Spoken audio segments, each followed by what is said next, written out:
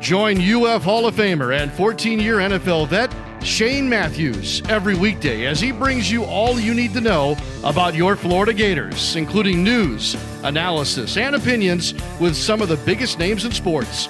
Find us on Spotify, Apple Podcast, Google Podcast, or wherever you listen to your favorite podcasts, or watch us live at 8 a.m.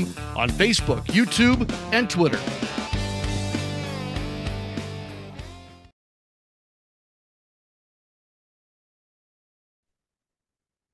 Good morning. It's a live edition of PodUp with Matthews in the morning from the International Diamond Center Studios.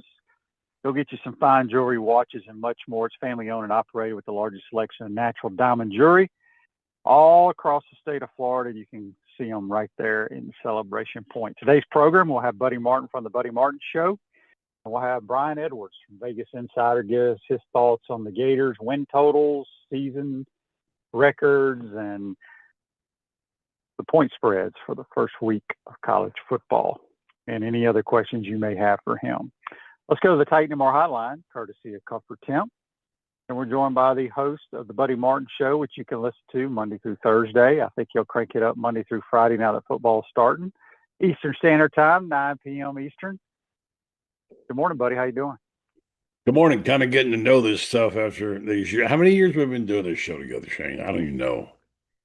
2, 3, I don't even know. I've been doing this show. I started this show about a week or 2 weeks before COVID hit.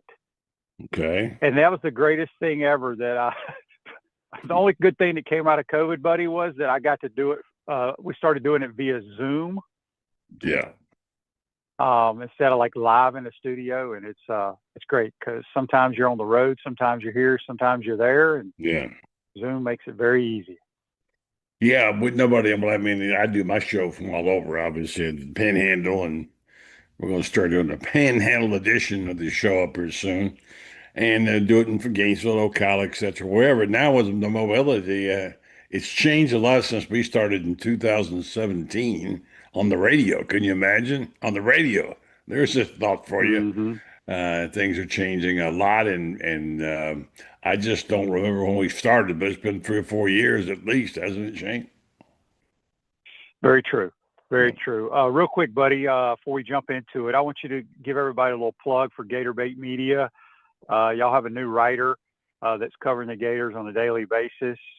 Just get a little plug for your company. Thank you for that very much. I appreciate it. Yeah, we're a mom and pop. We're not like one of the big box stores that has all this stuff, but we have a great people who have a purpose, and I will say a new one that fits in. Alan Barney. He's from Ocala. He worked for Inside the Gators for 3 years. He started covering the Gators this weekend. Did an excellent job. He, of course, as you know, along with Fran Spear, I won't even list the guys, but most of our people are either volunteer or semi-volunteer to keep Gator Bait going, which is what we tried to do when we took it over. And I think we've done it just barely, but we're here, still here, and glad to be bringing you quality stuff. We're like I don't want me to go on too long here, but we're like a boutique shop, you know? You don't get the big stuff now. They're merging now. Rivals is merged. They're all big. We just got little guys chipping away here, trying to get a little piece here, a little piece there, and give the Gator fans something to talk about. We're fan-friendly. We try to understand the fans' position, and we like what we do, Shane. We like writing and talking about the Florida Gator football team. No doubt about it. Speaking of the Florida Gators, they cranked up about 3 weeks away. Mm-hmm. I know you've been listening closely to Billy's pressers each day, and you're pretty excited, aren't you, buddy? There are a couple of players you're excited about? I would say yes. I just re-listened to Billy's presser from yesterday. I'd like to pick up the little bitty things that we missed the first time around. And I noticed that there's an uptick in him. I don't know what you can always judge that of a coach. I'm not sure what you can judge. We talked a lot about that on my show last night. Shane, you were there. We have this micro bits and pieces of information that we get. Sometimes little bitty things, sometimes they're big things. But besides Lagway getting hurt, there's a lot more going on there. And I'm trying to understand and know who these people are. And the education for me has been the fact that they are some new names being dropped on us, Shane, that we're not hearing that much about. Now, you happen to know something about these guys, and we talked about them yesterday. But I just pulled up the record of Tank Hawkins. I don't know how much you know about him. I don't know a lot about him. I know he's fast. Billy said he's really had a great camp. He sticks his nose in there. He's improved his routes. He sounds like he might be edging up there as a punt returner. But he was classified as a freak at one point because of his ability. So he's so small but so strong and so fast. I believe he was a 10-3 guy at West Virginia in high school, and he's got talent. Now, every campus got talent. What we're trying to do is figure out what we can judge. You get to see him, Shane. We don't. So we're going by what guys like you tell us, and you haven't been out there yet. And it's hard to tell too much when you don't see any scrimmaging. But I think overall, this cast of characters, they got 44. It's time to spot the ball. And I think they're confident. I think they're confident. In the beginning, he's talking about the twos, the fact he's got backup safeties. There was not a lot, but he got 4 safeties, and he feels pretty good about them. Now, having said that, Shane, they're only an injury away here, injury away from there from having a problem. But that's true of all teams. Not everybody is stacked and loaded, like, say, even Georgia, although Georgia's got some holes. And LSU thinks they got an all-world team, apparently. So I think you read the tea leaves, you sort, and we discuss this a lot on your show and my show. How do you judge it? You want to wait till they put the ball down and start knocking and start playing. But like I told you last night, Shane, stock brokers and people who are in the wealth management business can't wait till the stock goes up to tell people to buy them. So we like to catch it on the edge, as we did last year with a couple of players. Jaden Ball being who he is, as we said yesterday, talked about on the show, however you want to use the metrics, being the strongest guy ever at Florida since they've been keeping those kind of things is a pretty impressive thing for a guy who was already an impressive player. So they got some dudes, to use that phrase. They got some players. Now let's play and find out, see how that number comes out at the end of the season. But you brought up last night on your program about these guys that are so-called freaks. I can't remember what guy wrote the article or had a list. Who was the number one guy on his list? I have to go back and look at it. I just looked at the Gators on there. I didn't pull it up, but I can find it for you. It was on. He does it every year. It's 100 players, and there's so many players. And a lot of them I never even heard of. That you have to digest. And Shane, I got to tell you, I am on overload. I'm trying to remember sometimes my passwords.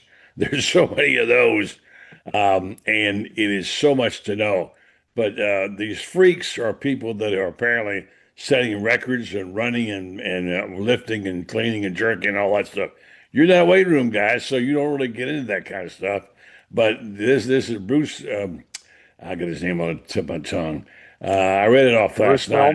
Feldman. That's Bruce Feldman, yeah. And he does a good job. Obviously, he goes out and gets every school to send them. They're freaks. He lists 100 of them. I don't know how that translates, but we're already hearing things about Jaden Woods and people like that who are just, and when a coach calls a new guy a unicorn, that's a pretty good sign. Is what Billy did yesterday to Woods. So there's something going on there, Shane. When you get out there and lay some eyes on that guy, I want you to tell me what he looks like. We'll do that for sure. Text on the Titan MR text line. Not sure who it's from. Says, how does Kerwin feel about his team this year? Hope he has a good year. He likes his team. We'll have Kerwin on here before they get cranked up for sure. Another text on the Titan MR text line from Jack in New Orleans, Louisiana. NOLA. He says, buddy, I think you need to do a piece on Steve Spurrier Jr. Interesting. I agree with that. I'd love that. And if they let me, I actually had the opportunity to talk to Steve Jr. No, what do you mean if they let you? Well, you got Bubba's number. Just call Bubba and do an article on it. That's not how it works anymore, Shane. You get people in trouble. You get people in trouble when they do unauthorized interviews. Now, I do plan to do something on Steve Jr. I've talked to people about him. We talked off the record the other night about some things. he doesn't want to say too much because he's not a full-time staff member.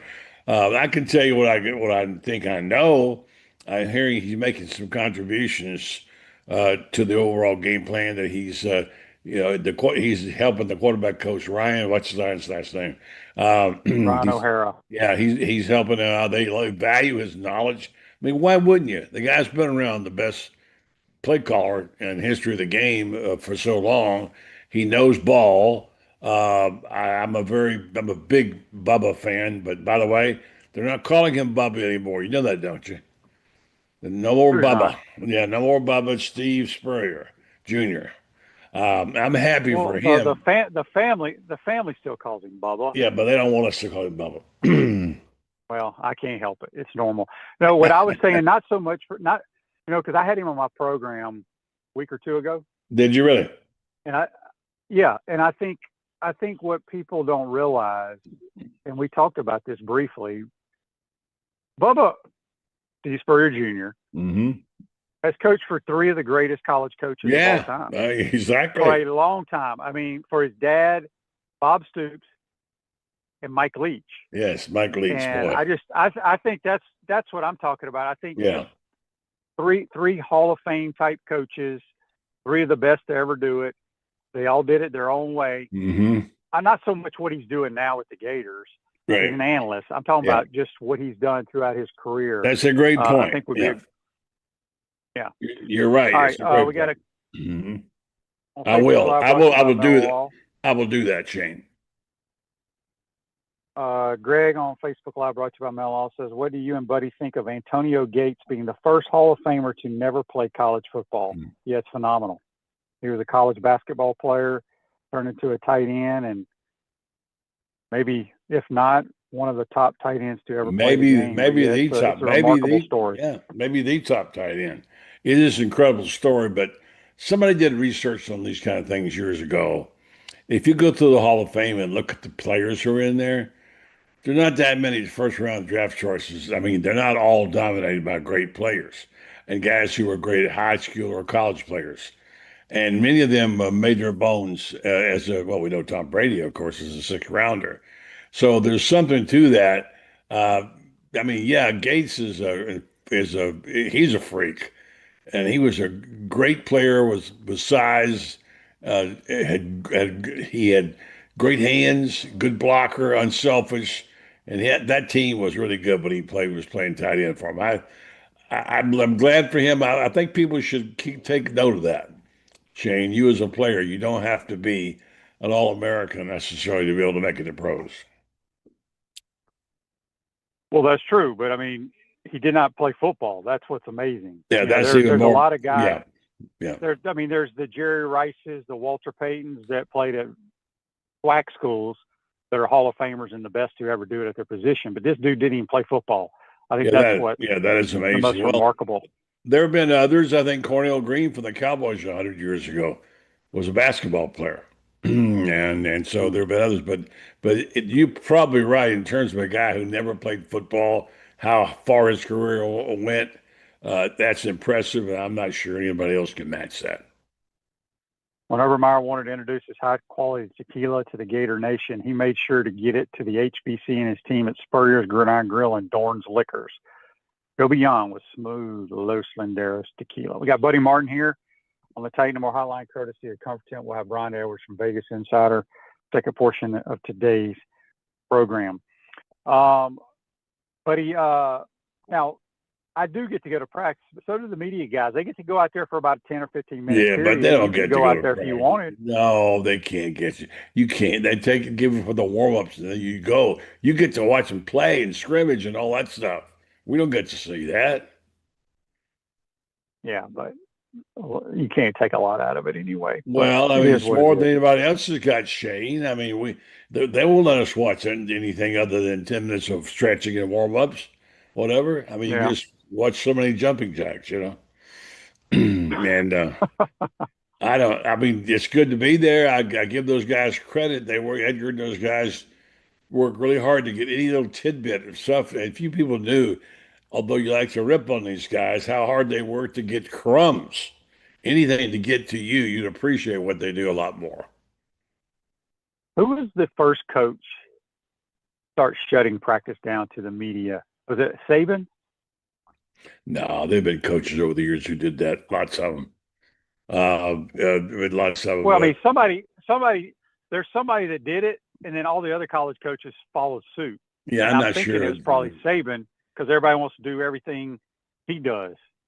But I don't know. I don't know what made me just think Well, of that. let me say two things. Everyone, I don't think Woody Hayes opened his practice up. Probably I was in there, but I can tell you this: some places they don't care. I knew the guys in California quite a bit when I was working in Gator Country.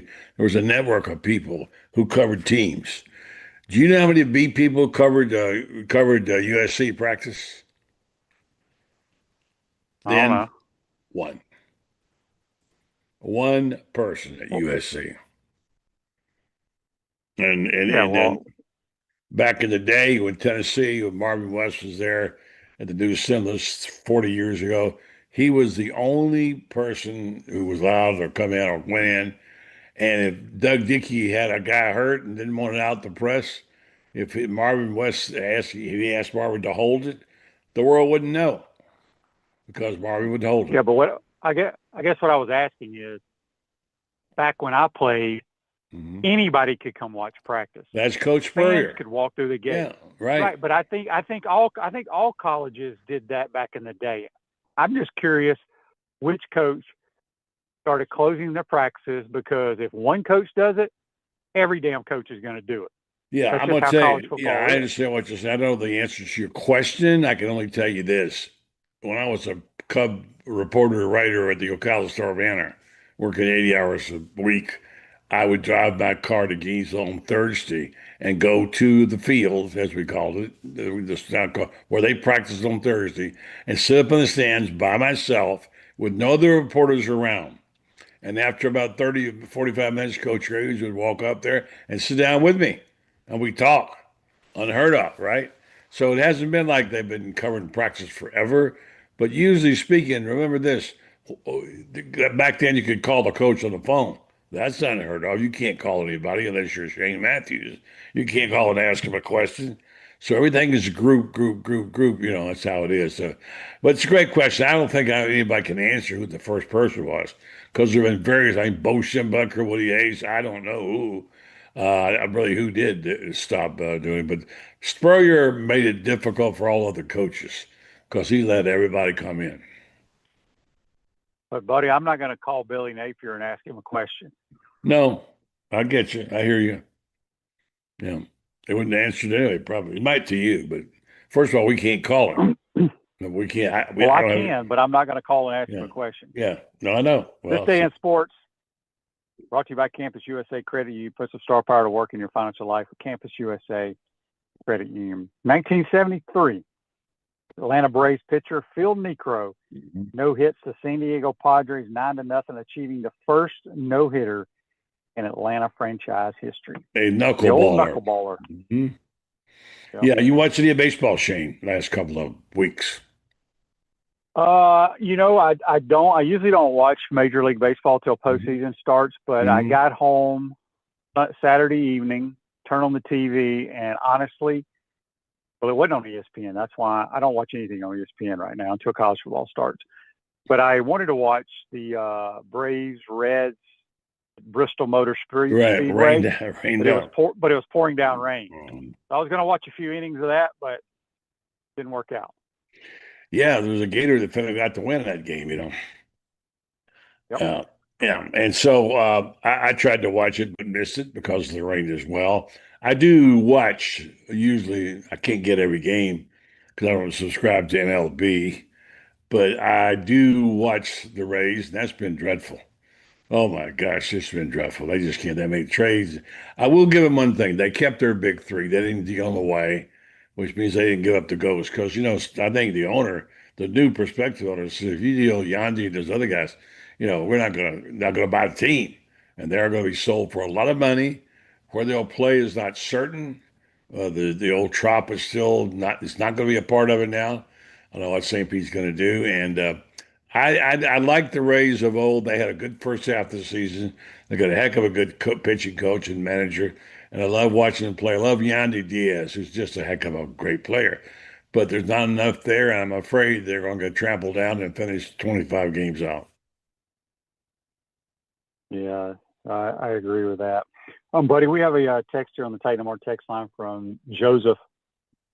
He says, buddy, you may have said this over the years on Shane's show, but in your opinion, who's the best Gator football player you've ever covered? Most people would say Percy Harvin. Some would say Tim Tebow. I'd probably have to defer to Harvin. And remember, he missed a lot of games. I say a lot of games. He wasn't in that SEC championship game. They won in the Natty. Just in terms of best is a big word. Best to me meaning talented. Percy for sure. I think you would agree with that. Yeah, I've said multiple times since I became a Gator that the best football player I've seen, especially with the ball in his hands, was Percy Harvin. Mm-hmm. People can debate it from guys that played in the 60s and 70s or what have you, but I go from the time that I've watched the Gators personally play. That's who I would go with. All right. What did he have? For those who didn't see him play, tell people what he had. Obviously, he had a lot. He had everything. He wasn't. Well, the great thing about Percy is people can go back and watch him play. Like you too, somebody always told me Wes Chandler Percy was as close to Wes Chandler as any player. But us fans, I don't think there's a way for us to go back and watch Wes Chandler play as a Gator. Obviously, I saw Wes Chandler play in the NFL, but not as a Gator. I saw him. But I saw him play. Yeah.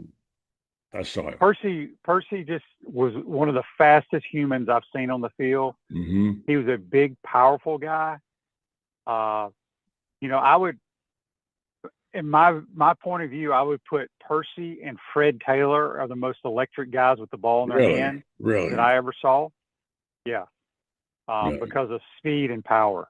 They were pretty damn good.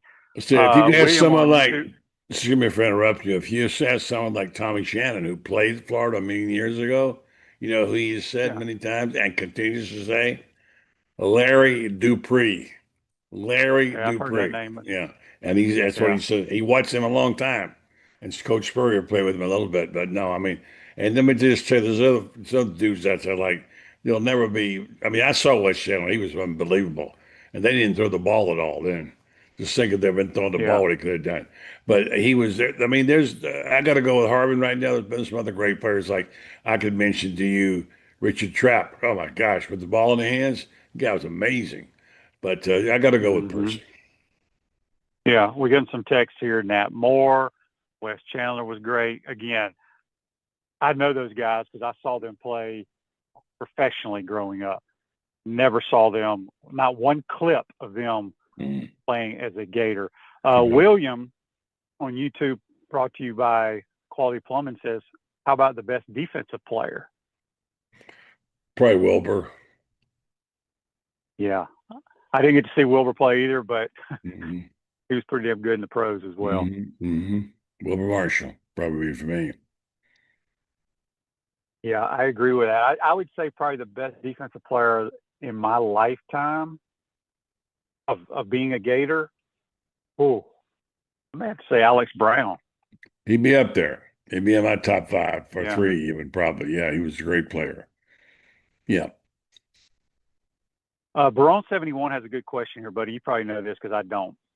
He says, should UF have all the old footage of the football games? Why doesn't someone in the communications department work on having all those games put onto a digital format so we can all watch? First of all, I don't think they got them all, number one. Secondly, they probably have done some of that.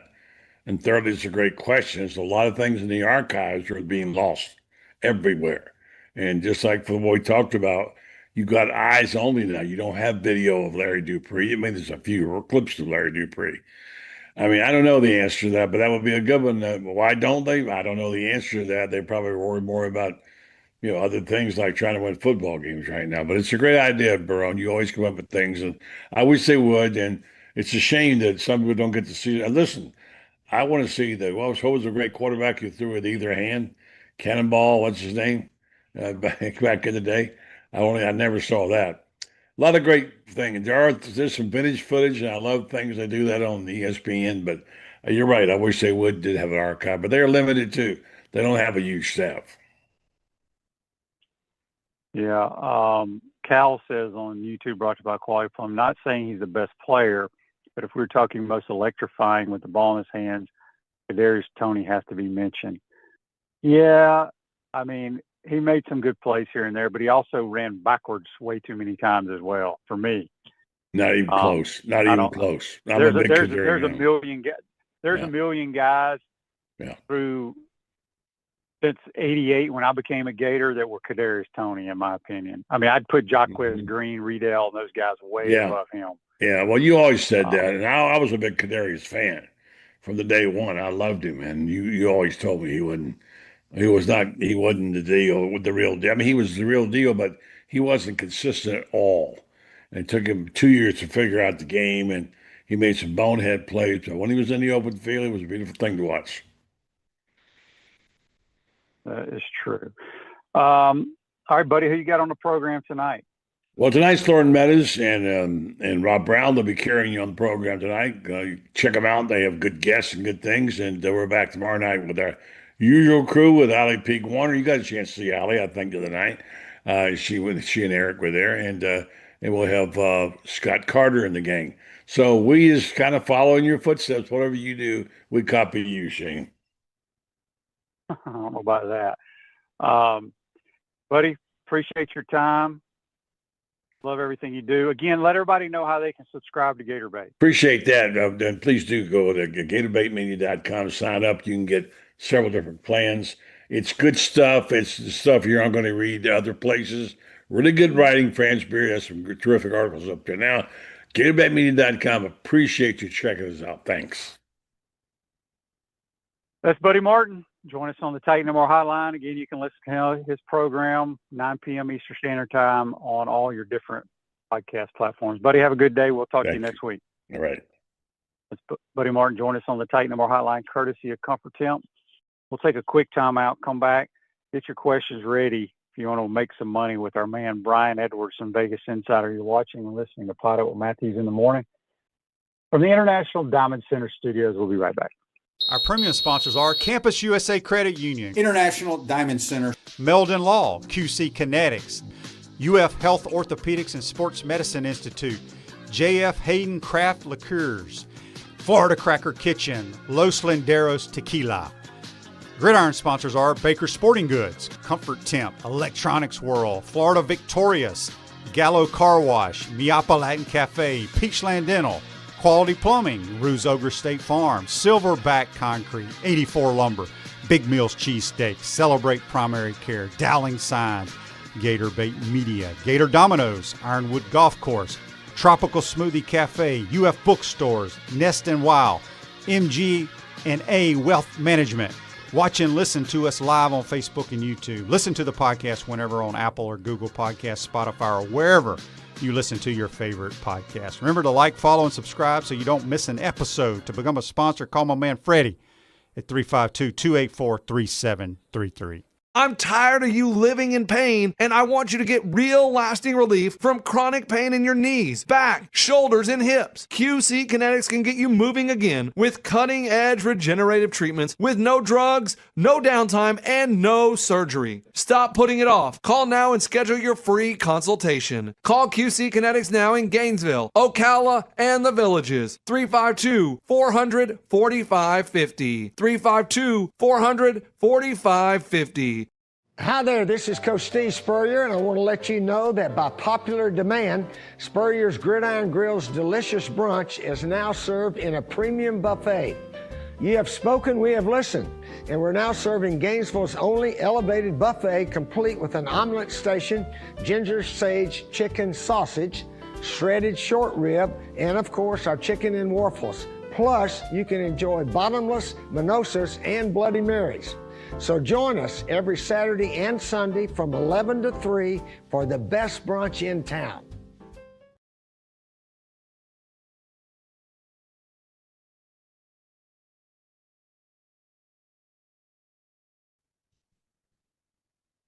Welcome back to the International Diamond Center Studios. Florida Crackers, the brand for original Floridians, great food and southern hospitality, in the center of the universe, Brooksville, Florida, floridacracker.com. Back to the Titan MR hotline, courtesy of Comfort Tent. We're joined by Brian Edwards from Vegas Insider. How we doing, my man? What's happening, Shane? Thanks for having me. Absolutely. I'm on the road today, Brian, so kind of doing this on the road. All right, let's start here. I know you've done a lot of research all summer long. The Gators have a difficult schedule on paper. Is it the most difficult one, in your opinion, in the Southeastern Conference? It's one of them. Oklahoma's pretty brutal as well, but I mean, it's up there. Now, the one good thing about it, I think, compared to last year, outside of Texas A&M and LSU, and then I guess USF as well, pretty much everybody's breaking in new quarterbacks. I mean, I know it's Arch Manning at Texas, who everybody, I mean, he's like the co-favorite to win the Heisman, and I know it's Carson Beck, who's established at Miami, but Georgia, Gunnar Stockton, one career start, Austin Simmons, no career starts, Aguilar, obviously he started, but at the group of five at App State, so it's not like, guys that have been 3-4 year starters in programs. So that's one of the good things about it. I can tell you that the spreads that came out early in the summer, the games of the year lines, Florida has seen more line movement on its games than any other team in the country. And it's because most people have been betting on the Gators. The Gators open 7.5 at LSU. They're now 5.5 at DraftKings, and they opened 5.5 at Miami. I'm talking about underdog, that is, and now they're plus 3.5 at Miami. They opened 7.5 point home dog to Texas. They're now 6.5.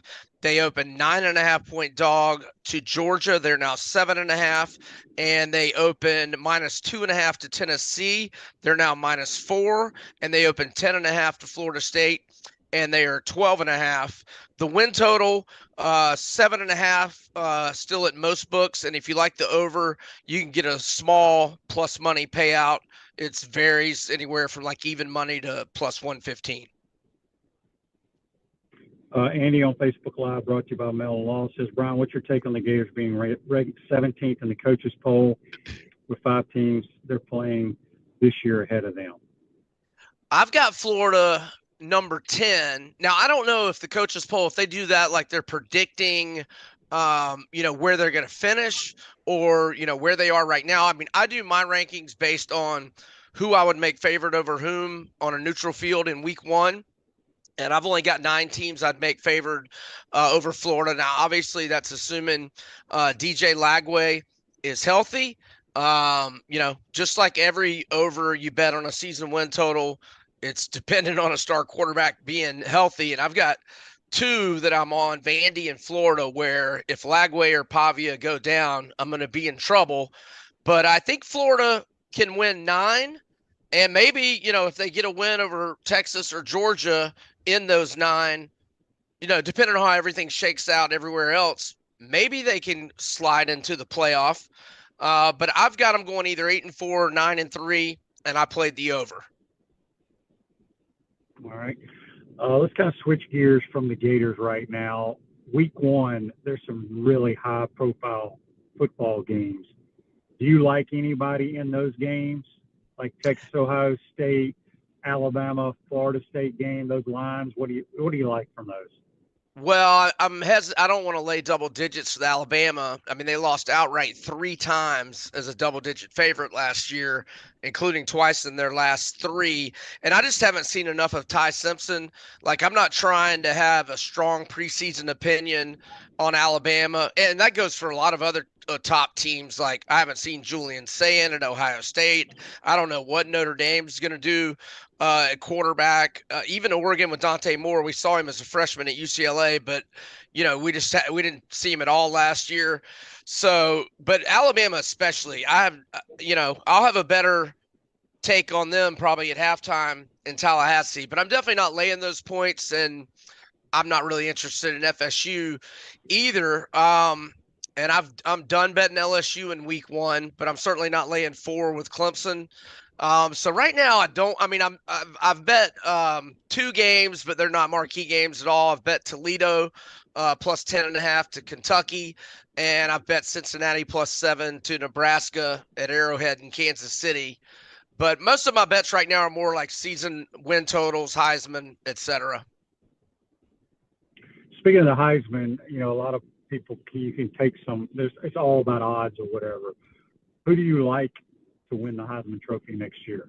Well, interesting development with Lagway because of, these reports of the calf and then obviously, the shoulder throughout the spring and summer. He has gone from 18-1 at a lot of books. I noticed FanDuel had moved him to 20-1 like 2 weeks ago. And then I noticed last week after the calf injury report, he moved to 25. And I looked this morning and he's now 28-1 at FanDuel. Now I looked at DraftKings 3 or 4 days ago and they had not adjusted. They were still at 18-1. I did not see that this morning. But anyway, I bet a unit on Lagway. I got 20-1. And then I took 2 long shots. I went with Sawyer Robertson at Baylor at 80-1. And I did Haynes King, Georgia Tech at 90-1. And I'm talking super small bets, just whatever your smallest bet is because of those huge payouts. But I think both of those guys have good receivers, good offenses. And Baylor, they get Auburn in primetime on Friday night to start. They're at SMU in week 2, and they get Arizona State at home in week 4. So Robertson, he could get off to a nice start and get some marquee wins there. And then Haynes King's got Clemson in week 3. And I like Georgia Tech plus 13.5 in games of the year against Georgia in the regular season finale. They should have won in Athens last year. If he could pull an upset there and has this kind of stats he has last year, 14-2 TDI&T ratio with 11 rushing touchdowns. And if Georgia Tech's like a 9-win team and maybe upsets Georgia, maybe that ticket will have some life. But 2 long shots and then Lagway. What is John Mateer on the Heisman odds? Yeah, so I'm looking at him here. He's pretty up there. Let's see, 25-1 right now. FanDuel's got Arch at plus 700 or 7-1 as the favorite. Klubnik and Nussmeier, who obviously face each other week 1, they're 9-1. Jeremiah Smith 11-1. Wow, Ty Simpson 16-1. Sellers 17-1 at South Carolina, 18-1 for Beck and Aller. Yeah, because I think John Mateer is a really good player. Reminds me so much of Baker Mayfield. My question, and we got a couple of people that's chimed in on YouTube and Facebook. Do you think DJ is going to have the type of numbers? Because the Heisman now, Brian, is all about numbers. I'm not sure he's going to have enough pass attempts. Your thoughts on that? Yeah, you got to have numbers. But you also got to have big wins, and Florida has so many showcase games and against fellow Heisman contenders. I mean, I just named on the 18-1 or inside of 18-1. That includes Arch. That includes Beck at Miami. That includes Nussmeier. In fact, those are the 3 top. Or I'm sorry, Nussmeier and Arch are right there, and then you get Georgia game. You get Austin Simmons is maybe a decent dark horse pick. He was 45-1 early in the summer. And last time I looked, he's 25-1. I'm looking right now. He's 30-1 now. So I felt like the worst, I wouldn't get the best of the number. But I'm not against somebody playing Austin Simmons at 30-1. I think he will have the numbers. I don't know if he'll have enough wins. But Florida's got so many showcase games that if Florida's a 9-3 or 10-2 team, Lagway might be able to get away with not having the great season numbers. But if he has like a 330-yard game and 4 touchdowns and they beat Texas or Georgia, that could go a long way. And maybe it could compensate for him not having as big a passing numbers as, the top guys in the country. Pouncey Twins provide all of Gator Nation with the highest quality liqueurs made by J.F. Hayden Craft Liqueurs. Find your favorite flavors at Spurrier's Gridiron Grill. We got Brian Edwards from Vegas Insider here talking college football. Who are your top 5 teams in America going Because I know you break them down, but who's your top 5 starting the season? Yeah, and first on these, there's not a lot of separation between any of these.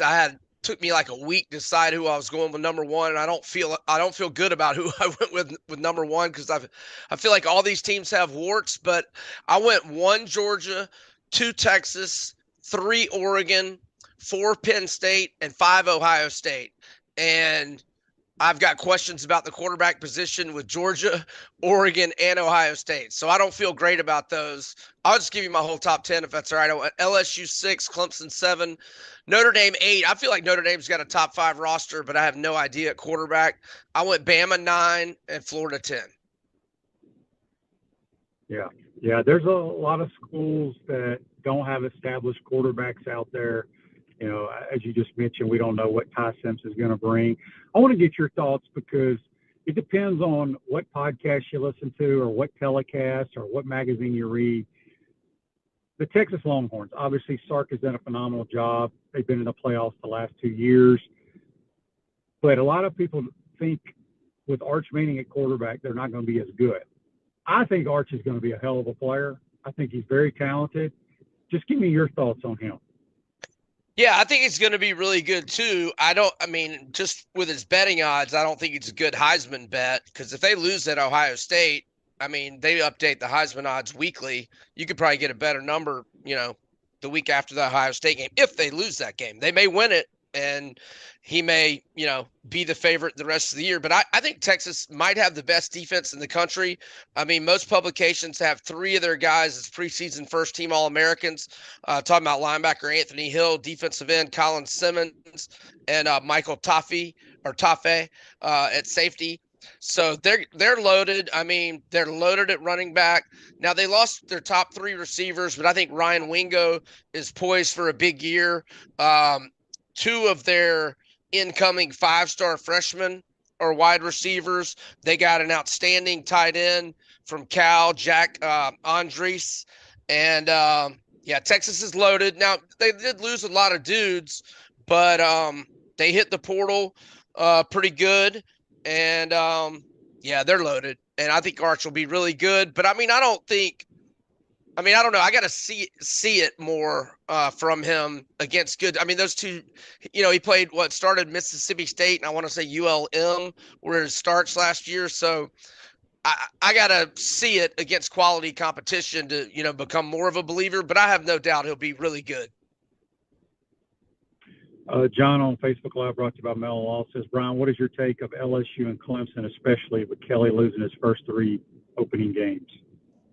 Yeah, so not only that, but Orgeron lost to UCLA in week 1. Like they've lost 5 straight openers, and I think I bet them. I know I bet both of them against FSU and the UCLA one. And they lost to Mississippi State when they were defending champ Leach's debut in Baton Rouge back in 2020.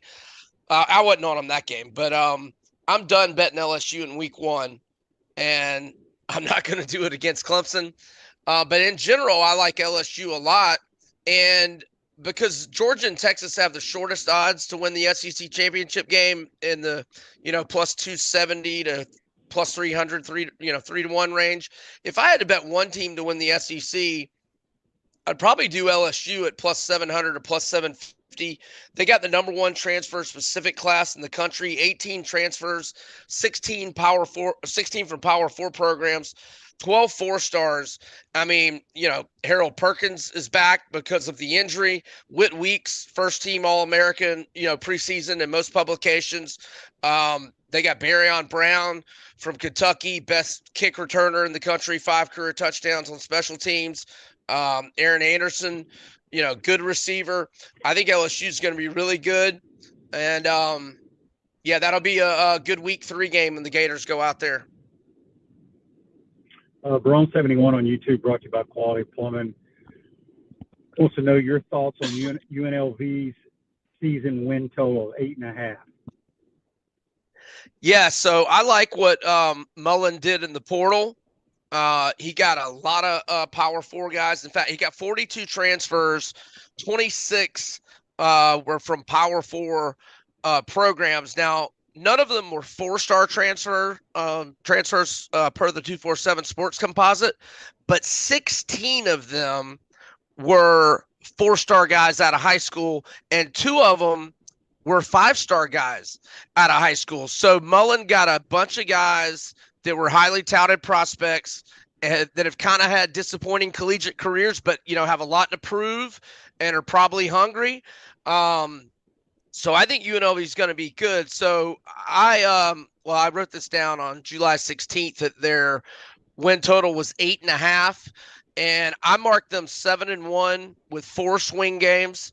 So obviously they would need to go 2-2 in the 4 swing games. I have UCLA at home being a swing game. I have at Miami of Ohio being a swing game, at Wyoming being a swing game, and at Colorado State. And I'll mention Miami of Ohio and Colorado State both have 2 weeks to prepare for the Rebels, and UNLV is not off an open date. So I think they'll probably get 2 of those, possibly even 3. And I lean over. I haven't bet it yet just because I've got some other win totals I like better, but I might end up taking it.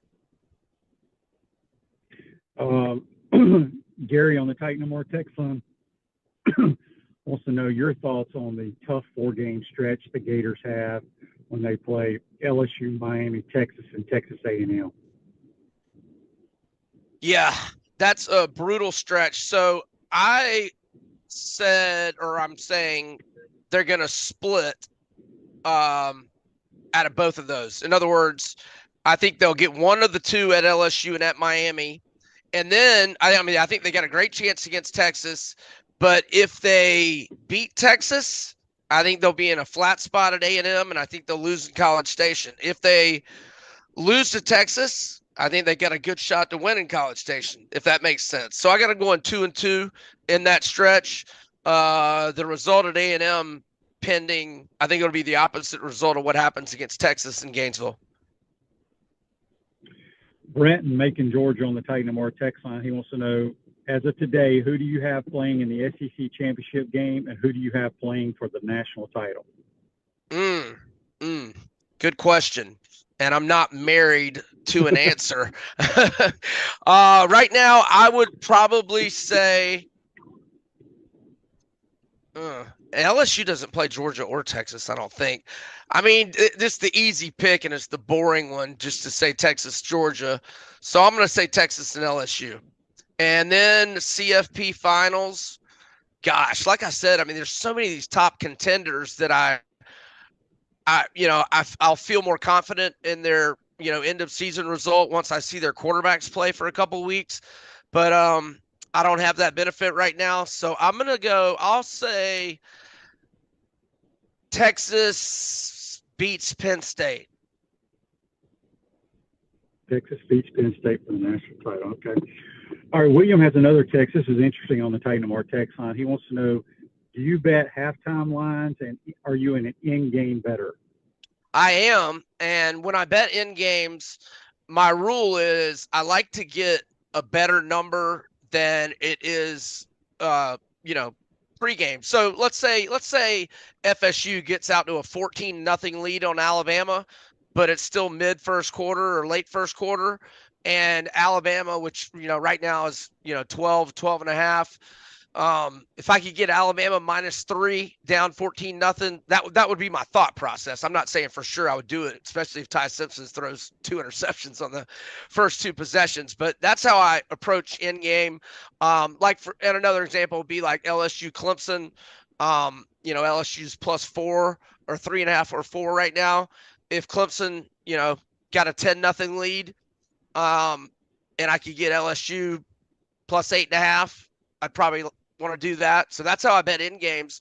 As for first half, when I do first half, it's usually because I like a heavy favorite. I'll give you one example in week 1. I don't know that I want to lay 24 with Indiana, but in the first half, if I can get them at 14 or fewer, I may do that. It's mainly heavy favorites that I can get a more reasonable number in the first half is normally how I bet first halves. Now, in the NFL, I'm more of a team total in the first half guy. Like, offenses that are humming, like a lot of Jaden Daniels and the Commanders last year and or the Eagles. If I could get a team total 13.5 or fewer in the first half, I would like to go team total over. But yeah, I do those kinds of bets, and I hope that just kind of gives you my thought process toward them. Yep, good stuff. Let everybody know how they can follow you on Twitter and read all your material. Yeah, my handle on Twitter is @VegasBEdwards, and my content is at majorwager.com. And once we get to week 1 or week 0, actually, all my picks are on VegasInsider.com. Brian, appreciate your time. We'll get you on before the season cranks up. And again, good stuff as always. Thanks so much, Shane. Have a good one. Appreciate you having me. Yep, that's Brian Edwards. Join us on the Titan Amora Hotline, courtesy of Comfort Temp. Joseph says betting the over on the Gators win total. Yeah, he said he was, if you missed that. Ruth Over State Farm Office, a team of dedicated insurance professionals ready to help life go right with the right insurance options for you and your family. Visit overinsurance.com. Give them a call at 352-240-1779. We'll be here tomorrow, folks. Have a great day. Take care.